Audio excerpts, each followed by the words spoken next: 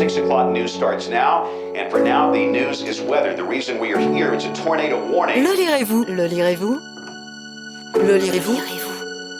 Le lirez-vous? Le lirez.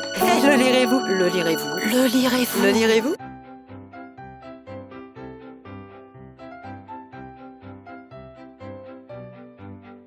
Bonjour à toutes et à tous. Voici le 9e épisode de la saison 3. Merci de suivre Le lirez-vous et bienvenue aux nouveaux auditeurs, auditrices. Alors aujourd'hui, pour changer, on va parler d'un livre pour les tout petits. Je vais vous parler de Le monde est petit de Crocuit. Crocuit, il dessine aussi pour des magazines comme Marie-Claire Enfant, Picotti, Le Particulier, et il crée des affiches aussi. Il propose et il anime des ateliers, dessins, papier découpé autour de ses livres. Et moi, au départ, je pensais que c'était une femme. La façon dont il écrit, dont c'est dessiné, moi je voyais une maman créer ça comme ça. Comme quoi, des fois je me dis que je suis encore bien conditionnée. Bref. En attendant, ce livre cartonné de 64 pages pour les tout petits m'a fait craquer. Et vous savez quoi ? Eh bien, j'ai même regretté de ne plus avoir de petits-enfants à qui lire ce livre.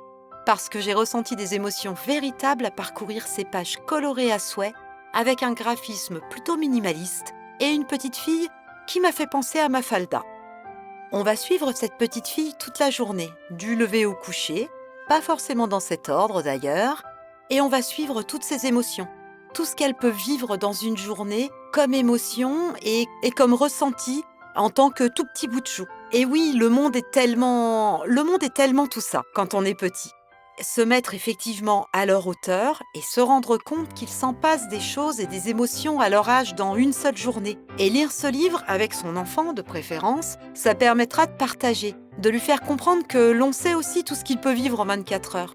Ce livre, il est doux, il est chaud, il est froid, il est grand, il est petit.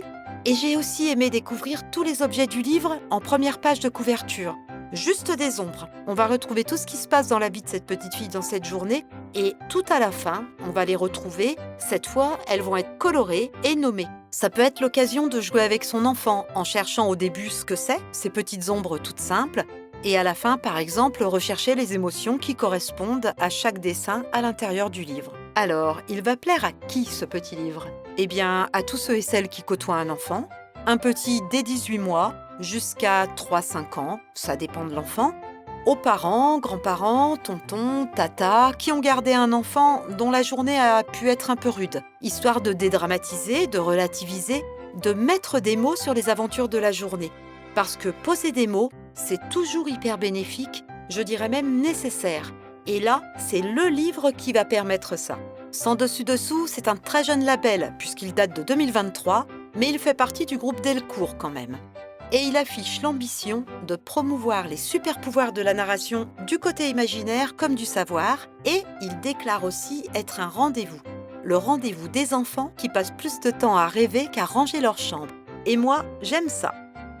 Le monde est petit de Crocuit, aux éditions Sans dessus-dessous, à partir du 13 mars 2024.